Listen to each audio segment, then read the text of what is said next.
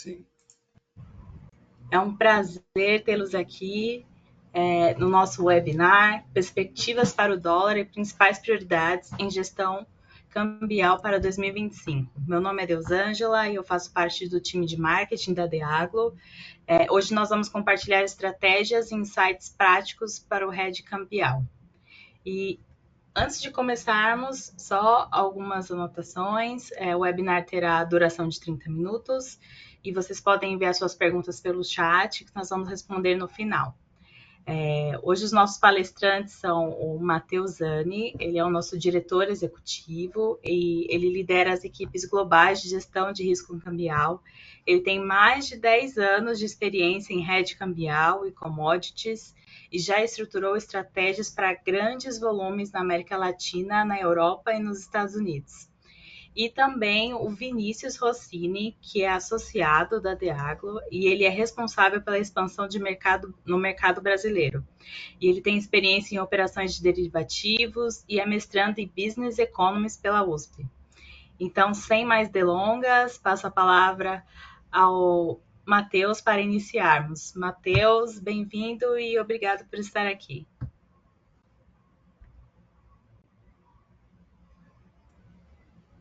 Matheus, acho que está no mudo. Perdão. Oi, desculpa, pessoal. Muito obrigado, Deusa. Na verdade, quem inicia esse bate-papo hoje, esse webinar, é o Vinícius, discorrendo aí sobre os fundamentos que estão conduzindo e que conduziram a moeda ao seu patamar atual. Vinícius, por favor. Claro. Obrigado, Matheus. Então, obrigado, Deusa, pela introdução também. Então, recapitulando, hoje a gente vai discutir as perspectivas aí para o dólar, as principais prioridades de gestão cambial para 2025, iniciando, como o Matheus falou, sobre as perspectivas do dólar para esse ano, e depois entrando um pouquinho mais nas políticas de gestão de risco cambial e o papel da tecnologia na modernização de tesourarias e a sua importância. Então, para iniciar, eu gostaria de introduzir alguns fundamentos de mercado. Vou falar principalmente aqui sobre política fiscal, passando também por política monetária, sobre fluxo cambial e também falando um pouquinho de macro internacional, principalmente aí sobre os primeiros momentos aí do governo Trump e a influência que tem tido nos mercados. Então, quando a gente fala de Brasil e fala de fundamentos de mercado, eu acho que não tem como não falarmos de política fiscal, já que esse assunto tem sido aí um hot topic desde o ano passado, então é o assunto que mais tem movimentado, principalmente o mercado de câmbio e todo aquele movimento negativo que a gente viu de depreciação do real, principalmente no segundo semestre do ano passado. E quando a gente fala de situação fiscal, a gente tem que olhar um indicativo, um indicador macroeconômico que é muito famoso, que é o de superávit primário ou de déficit primário. O resultado primário, ele fala basicamente sobre tudo que o governo arrecada, menos o que o governo gasta para financiar e para manter a máquina pública. E ele não considera o pagamento de juros da dívida. Então, ele sempre reflete a gestão do ano fiscal daquele governo, sem nenhum tipo de influência ou herança de gestões passadas, né? E quando a gente olha, então, para o último governo, no qual a gente teve a situação de pandemia, sob o governo de Jair Bolsonaro, a gente teve o pior resultado da série histórica, com um rombo aí de 700 bilhões aproximadamente de reais nas contas públicas, que foi um ano que teve, lógico, gastos extraordinários para a resolução da problemática, porém, o que justifica, né, esse tamanho de déficit, porém, quando a gente olha para o governo Lula, já em 2024, no qual, lembrando, através do arcabouço fiscal, se propôs a ter uma meta de déficit zero para esse ano, até aí os primeiros 11 meses de 2024 já tinha acumulado 66,8 bilhões, quase 70 bilhões em déficit fiscal. Lembrando que essa meta de déficit zero foi alterada ano passado, então, na decorrência do ano, essa meta ela foi alterada para 0,5%, como a gente também vai ver mais à frente nos próximos slides, e eu diria aí que foi um dos grandes triggers para toda essa piora, né, toda essa desconfiança que foi se criando em torno da austeridade fiscal do governo Lula, né? Quando a gente olha para a situação considerando o pagamento de juros da dívida, a gente tem o índice de déficit nominal. E esse sim considera, então, o pagamento de juros da dívida. E o déficit nominal sob o governo Lula, lembrando, sem pandemia, já acumulava aí mais de R$ 1 trilhão, o que equivale aí a praticamente 10% do PIB, né? Então, esse índice também estava em 1 trilhão sob o governo Bolsonaro, porém, numa situação de pandemia, e apesar da melhora, ele veio piorando a cada ano, chegando aí a 10% do PIB, uma trajetória que é extremamente preocupante quando a gente olha para esse indicador, né? Então, e falando aí de dívida bruta, falando desses gastos de juros com dívida, um dos indicadores que a gente também olha é a comparação, né, com o PIB, colocar esse indicador em pontos percentuais do PIB. Quando a gente olha novamente para a situação extraordinária de pandemia, sob o governo de Bolsonaro, a gente atingiu aí um resultado de quase 90% do PIB, chegando aí a 87,7%. Esse índice veio numa melhora, com algumas medidas de ajustes fiscais, e por que começou a preocupar novamente? Principalmente pela trajetória recente, né? Então, quando a gente olha só sob o governo Lula, a gente teve um acréscimo aí de 7 pontos percentuais, sendo que em 2024 a gente teve aí mais de 4% de aumento da dívida pública em percentual do PIB, o que é, obviamente, extremamente negativo, já que para mercados emergentes é um índice extremamente alto e extremamente preocupante. Quando a gente olha para o qualitativo, muitos podem falar, bom, mas olhando para mercados desenvolvidos, a gente tem um índice até maior, né? Então a gente tem uma relação de dívida PIB até maior do que 80%. Porém, quando a gente olha para o qualitativo, tanto do PIB quanto da dívida, a gente consegue perceber qual que é a real magnitude desse problema, né? Então, por exemplo, quando a gente olha, primeiramente, para o nível de riqueza desse país, então olhando para o qualitativo do PIB, o que forma essa riqueza, então a produtividade média do trabalhador, o índice de inovação, o índice de investimento, é muito mais alto que o do Brasil. Então, qualitativamente, o PIB já é maior. E quando a gente olha para o déficit nominal desses países também é muito menor, já que eles têm um regime de juros muito menor, então eles gastam muito menos com juros da dívida, né? Então, apesar do índice ser maior, o qualitativo desses 80% que a gente está quase atingindo, que representa aqui o cenário brasileiro, é realmente bastante preocupante. Falando em números, sob o governo de Jair Bolsonaro, a gente gastava aí, em 2021, aproximadamente 450 bilhões com dívida, e sob o governo Lula, em 2024, a gente já gasta aí 918,2 bilhões só no pagamento de juros da dívida, tá? O que, novamente, representativamente, é quase 10% do PIB. Então, governo a governo, gestão a gestão, a gente tenta aí encontrar recursos para que sejam investidos em educação, em saúde, transporte público, saneamento básico e outras necessidades da sociedade, e é muito difícil encontrar ajustes, encontrar recursos. E quando a gente pensa que só para rolar a dívida pública a gente já gasta quase R$ 1 trilhão, a gente vê então que realmente não só a foto, mas o filme, a trajetória é realmente preocupante e é algo que a gente tem que ficar de olho e que o mercado vem observando, que gerou também todo esse estresse que a gente observou, né? Então, quando a gente fala de dívida pública, a gente tem que sempre olhar o perfil da dívida pública, o que é definido pelo Tesouro Nacional através do Plano Anual de Financiamento. Aqui nessa tabela, eu quis destacar principalmente o percentual de taxa flutuante desses leilões de títulos públicos que estão sendo oferecidos ao mercado. Então, quando a gente olha o perfil da dívida pública em 2023, a gente tinha ali aproximadamente 39,7% de títulos públicos pós-fixados sendo oferecidos ao mercado, ou seja, títulos que são atrelados à taxa Selic. Em anos anteriores, esse número era até menor. Em setembro do ano passado, o Tesouro Nacional teve que fazer uma alteração nesse perfil da dívida, devido aí à falta de adesão, né, à falta de credores acreditando no governo e querendo financiar a dívida pública. Esses números foram alterados de limites originais de 40% a 44% para 43% a 47%. E por que eu quis trazer esses números aqui? Porque a gente tem que pensar que quase 50% da dívida pública hoje é atrelada à taxa Selic. Ou seja, toda essa trajetória preocupante de aumento de dívida pública e de gastos com juros da dívida, ela tende a piorar. Por quê? Porque os novos leilões de novos títulos do mercado vão ser oferecidos a essas taxas flutuantes atreladas à taxa Selic.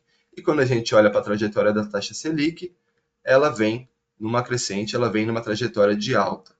Hoje, a taxa Selic do Brasil, que é a taxa de juros brasileira, ela está em 12,25%. O que vem numa trajetória de alta, a gente teve, claro, os efeitos inflacionários da pandemia que geraram essa alta de juros de maneira global. Porém, no Brasil, a gente observou recentemente essa piora dos índices macroeconômicos que fez com que o Banco Central voltasse a subir a taxa de juros. E, além da taxa estar em 12,25, a gente já tem precificado pelo Banco Central mais 2 aumentos de 100 pontos base, que vão gerar uma taxa de 14,25% nesse primeiro semestre de 2025. E o mercado já aponta, segundo o Boletim Focus, por exemplo, que a gente pode ter uma taxa terminal para 2025 de até 15%. O que indica aí o quão preocupante é a situação da trajetória da taxa Selic. Quando a gente olha também em comparação com países emergentes, né, então a gente olha para os países pares, a gente vê o quão a taxa Selic ela é mais alta que os pares, né, e não só isso, o quão a trajetória ela vai na contramão do que os países aqui da América do Sul têm feito. Né? Então, quando a gente olha para México, Colômbia, Chile, Peru, África do Sul também, além deles terem uma inflação que já está em níveis mais controlados, eles também possuem uma trajetória de taxa de juros na qual é melhor, é mais positiva que a do Brasil. Então, além da gente ter uma taxa de juros que é das mais altas entre os emergentes, a gente também está indo na trajetória contrária, o que é bastante preocupante. Né? Quando a gente fala, então, aí dessa situação fiscal, da situação de juros, né, que veio se deteriorando, o governo tinha que tomar alguma atitude para dar algum tipo de resolução. Né? Então, quando a gente olha aqui para um estudo feito pela Instituição Fiscal Independente, o IFE, que é a instituição do próprio Senado brasileiro, foi realizado um estudo no qual, considerando um crescimento de PIB de 2%, o que é um crescimento bastante modesto, né? Abaixo aí de outros mercados emergentes. Quando a gente considera um crescimento do juros real de aproximadamente 4% do PIB, hoje é 7%. A gente viu que, sob o governo Lula, isso já cresceu a 7%. Eles indicaram que o superávit necessário para estabilizar a dívida pública, ou seja, para que ela não deixasse de crescer, né, para que a situação não se agravasse ainda mais, seriam necessários aí um superávit primário de 1,5% do PIB, o que em números representam aí 270 bilhões de reais. O que é extremamente relevante, já que, quando a gente olha para a meta fiscal do governo, primeiramente, como eu disse, em 2024 a gente tinha um arcabouço fiscal de meta de déficit zero. A meta não iria ser cumprida, teve que ser alterada para 0,5% de déficit. Então, isso já gera uma descredibilidade no governo. Para 2025, a meta se mantém em 0%. Né? Então, isso aí é para tentar encontrar algum equilíbrio fiscal. Porém, o mercado acredita que o déficit, o IFE também, será de aproximadamente 0,8% do PIB. Ou seja, se a gente considerar essa expectativa, a gente está aí mais ou menos a 2,3% abaixo de superávit primário do que seria necessário apenas para estancar a dívida pública, apenas para deixar de piorar a situação de dívida pública. Então, quando a gente olha para o pacote apresentado pelo governo sobre a figura do Fernando Haddad, a gente entende aí o porquê da decepção com os números apresentados. Então, o pacote sugeria um corte de 30 bilhões para esse ano e de 40 bilhões para 2026, totalizando uma economia aí de 70 bilhões de reais. Porém, quando a gente olha para a situação fiscal, principalmente para estabilizar a dívida pública, a gente vê o quão distante esse pacote de ser minimamente aceitável para que realmente trouxesse alguma resolução de fato para o problema atual, o que aí é bastante preocupante e que explica aí boa parte do ruído que o pacote gerou no ano passado. Né? Então, é claro que isso causa descredibilidade, o investidor estrangeiro começa a olhar para o Brasil com desconfiança, o Tesouro Nacional tem dificuldade em financiar suas atividades, né, com títulos públicos, e isso gera, então, um escape de fluxo de capital estrangeiro do Brasil. Né? Em dezembro, a gente teve a maior saída de dólares do Brasil desde 2020. Então, o investidor estrangeiro ele decidiu sair do Brasil por ver esse prêmio de risco aumentando, né, essa situação de incerteza na qual não se sabe se o governo seria capaz de honrar seus compromissos. Então, a gente teve, sob o governo Lula, aí, uma saída de 15 bilhões de dólares, sendo que em dezembro foram aí 24,3 bilhões, o que ajudou bastante na deterioração da taxa de câmbio, como a gente viu aí em dezembro, chegando nas máximas históricas, né? Esse gráfico eu trouxe justamente para falar um pouquinho da retrospectiva, então de alguns eventos que impactaram a piora da taxa de câmbio. Lembrando que a depreciação do real contra o dólar foi mais de 20% ano passado, sendo a pior performance entre os mercados emergentes. E aqui a gente tem uma visualização gráfica do que houve com algumas datas-chave. Por exemplo, em 28 de março, o dólar passou de R$ 5,00 e nunca mais voltou a nível menor. Começando aí uma trajetória de piora de depreciação. Em 16 de abril, o governo flexibilizou as regras fiscais, como eu disse, então trouxe aquele déficit, aquela meta, piorou a meta em 0,5%, o que começou a aumentar a descredibilidade, que começou a aumentar a fuga de capitais do Brasil. Em 28 de novembro, a gente vê essa depreciação, né, chegando aí pela primeira vez no nível histórico de R$ 6,00, passando de R$ 6,00, chegando até a R$ 6,30 e ficando nessa situação aí por mais de 2 meses, sendo que somente na semana passada, em 22 de janeiro, o dólar arrefeceu e voltou para baixo de R$ 6,00, o que, na verdade, teve mais influências externas do que internas para justificar esse movimento, que coincidiu, né, com a inauguração de Donald Trump, que na verdade, o que tem movimentado o mercado de câmbio de maneira global nesses últimos dias, né? Então, a gente teve aí a estreia de Donald Trump para o seu segundo governo, seu segundo mandato, e toda essa precificação, né, contra mercados emergentes, da piora de depreciação dessas moedas, ela começou a ser revista, já que algumas promessas de campanhas não foram cumpridas, e ele teve um tom assim até mais sutil quando assumiu de fato o governo, né? Então, por exemplo, na questão da taxação, então ele já tinha definido, por exemplo, algumas taxas de 20% a 25% para países que impactam diretamente na questão da imigração, como o México e Canadá, e obviamente contra a China, né, por questões de guerra comercial, que já se estendia desde o primeiro mandato. A sua inação sobre alguns conflitos geopolíticos, então a falta de resolução do conflito Rússia-Ucrânia, que é um dos grandes fatores de volatilidade para o mercado, ele prometeu resolver isso, e acabou, agora não teve até agora nenhuma ação concreta sobre.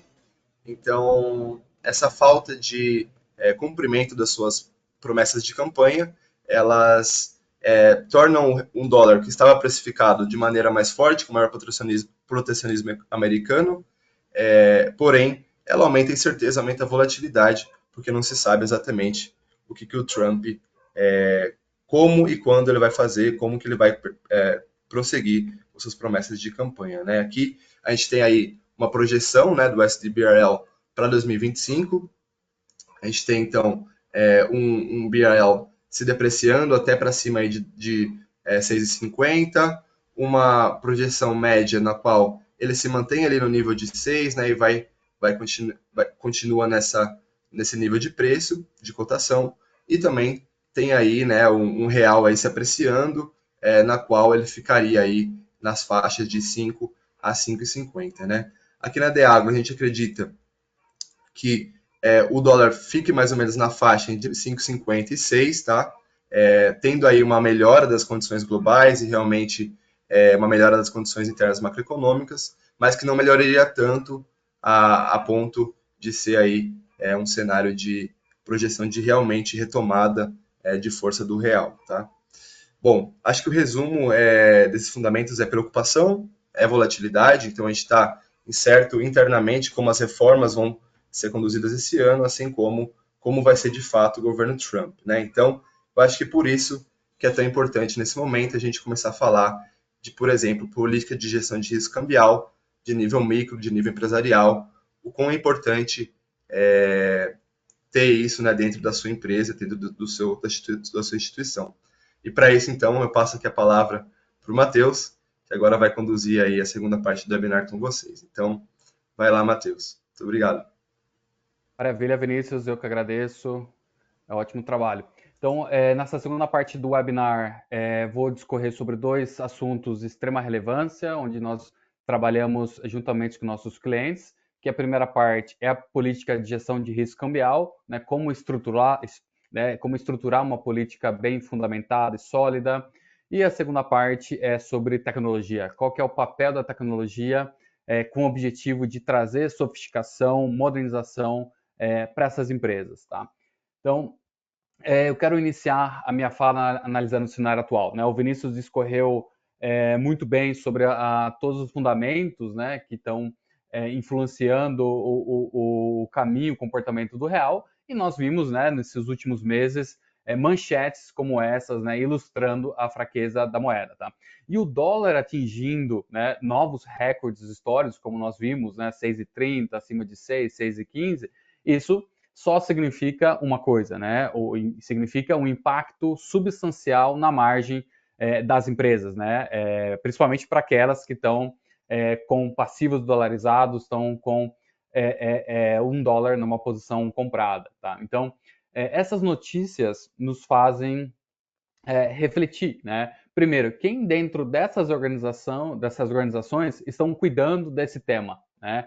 Quem que é o responsável por proteger o fluxo de caixa contra essa volatilidade cambial? E existe uma outra pergunta que é até mais pertinente, né? Se a empresa está preparada para lidar com um cenário onde o dólar provavelmente continuará volátil, né? O Vinícius ilustrou muitos fatores, muitos instigantes que podem aí levar a moeda aí, né, ser bastante variável e ter bastante volatilidade nos próximos meses. Então, existe uma pessoa que centraliza essa responsabilidade, tá? Então, por isso, a governança cambial é tão importante, né? Ter uma política de hedge estruturada e eficaz não é uma questão de apenas de proteger a empresa contra perdas, mas sim uma questão de garantir a estabilidade e a previsibilidade, né, do fluxo de caixa em um ambiente volátil como esse que estamos presenciando. Então, meu objetivo aqui hoje é falar um pouco sobre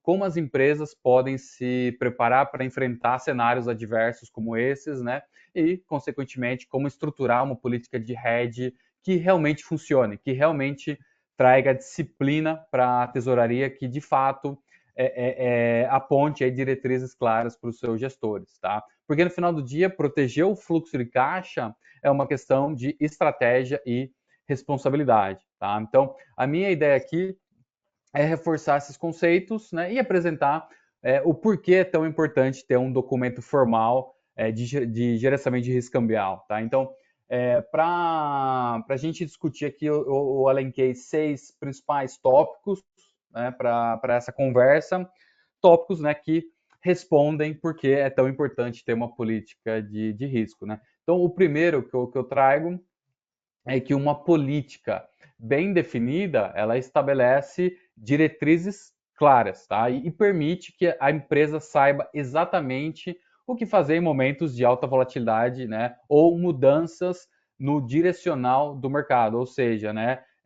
Em mudanças estruturais de tendência do mercado, tá? Então, no slide anterior tinha, né?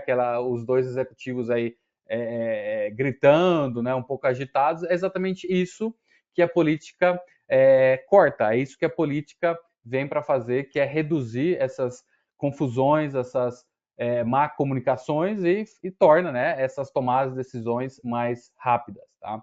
Ela também alinha as ações da empresa, né, a sua visão de longo prazo e define o perfil de risco da companhia, né? Minha companhia, ela é mais aversa ao risco ou não, tá? Então, ajuda a gente mapear qual que é essa tolerância ao risco dessa empresa, tá? E, obviamente, essa abordagem, né, evita decisões baseadas no calor do momento, né? Então, essa visão estratégica de longo prazo, esse perfil desenhado juntamente com diretrizes claras, traz essa governança que a gente está buscando, tá? O terceiro ponto, que é extremamente crucial, que é a parte de transparência e governança, tá? Então, uma política estruturada ajuda a empresa a comunicar seus objetivos de forma muito mais concisa e prática a todos os stakeholders, né? E, consequentemente, promove confiança e credibilidade, tá? O quarto ponto, eu acredito que seja bastante claro, tá? Que é reduzir custos inesperados ou perdas financeiras. O quinto também é bastante óbvio, né? Que uma vez instalada uma política de risco, né? A política de hedge, na verdade, de risco é visto como uma boa prática dentro da tesouraria. A gente tem nos próximos slides explicando um pouquinho melhor esse conceito de boa prática. E por último, né?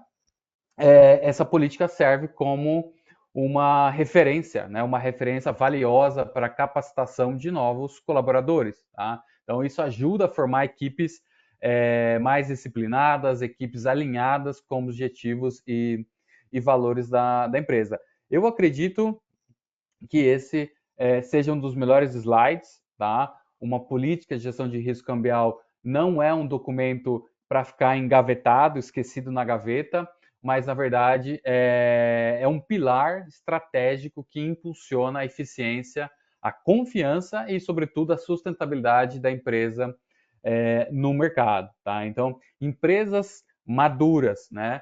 Elas seguem essa política no dia a dia das suas operações. Essa política não fica engavetada e esquecida. Esse próximo slide, né? Ele traz o ciclo de gestão e boas práticas, né? A gente vê que esse ciclo ele é composto por 5 processos, né? Obviamente, o primeiro é identificar o risco, o segundo é definir os objetivos e o terceiro é, de fato, construir e implementar uma política de gestão de risco cambial, tá? O quarto passo é a materialização desse programa e por último é o monitoramento e reporting, né? Por que eu trouxe esse ciclo, né, de gerenciamento de risco cambial? Exatamente para ilustrar que a confecção e a implementação de uma política de hedging, ela antecede qualquer execução, tá? As empresas, elas não abrem posições sem ter, né, uma política que define todas as diretrizes e os próximos passos, tá? Então, essa é basicamente o conceito, né? E porque a política de hedging é vista como boa prática, né? Porque ela delimita, ela constrói toda uma narrativa que possibilita os gestores a tomarem decisões mais fundamentadas, tá? Agora falando um pouquinho da modernização da modernização da tesouraria, né? O que implica trazer tecnologia, tá? Então, a gente vai discutir qual que é o papel dessa tecnologia na tesouraria, né? Como que diretores financeiros, CFOs, controllers, né, podem, né, tomar e podem aproveitar de ter esses sistemas de automação, tá? Então, a pergunta que eu trago, né, por que adotar ferramentas para modernizar a tesouraria, tá?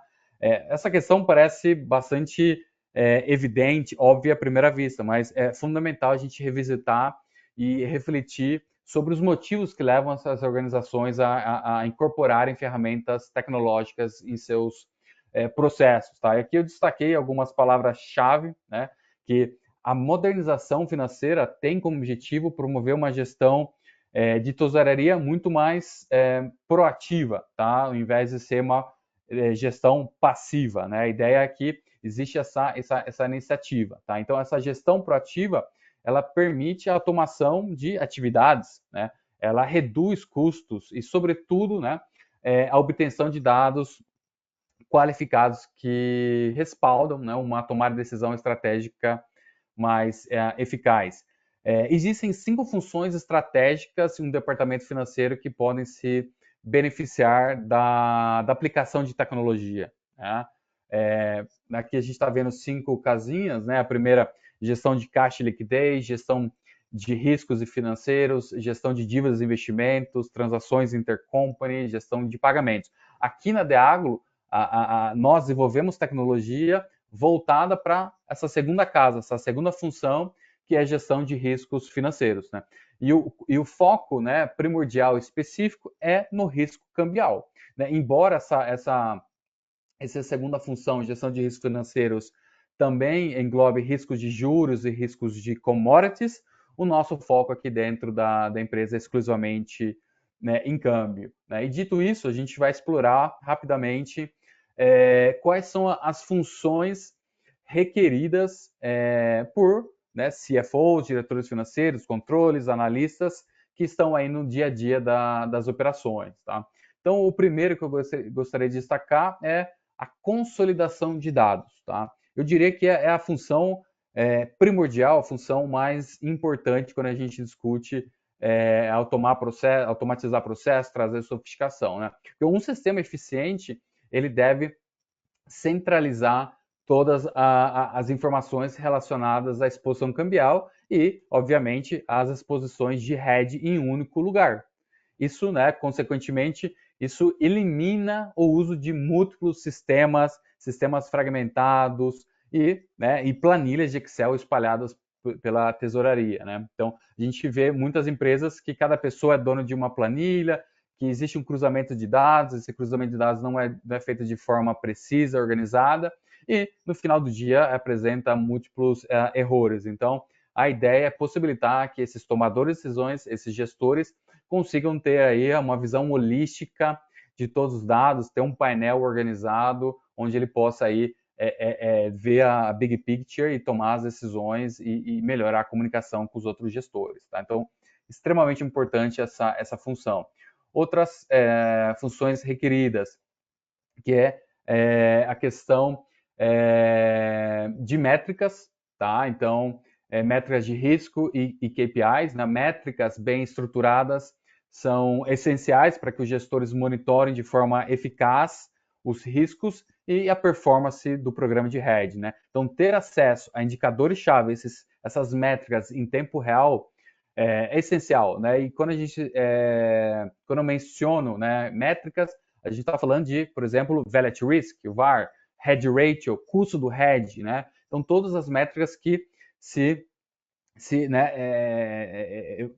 tem uma evolução, tem uma mudança aí conforme se altera o comportamento do mercado. Então, essa visualização permite essas decisões rápidas e mais assertivas, economizando tempo e recursos, né?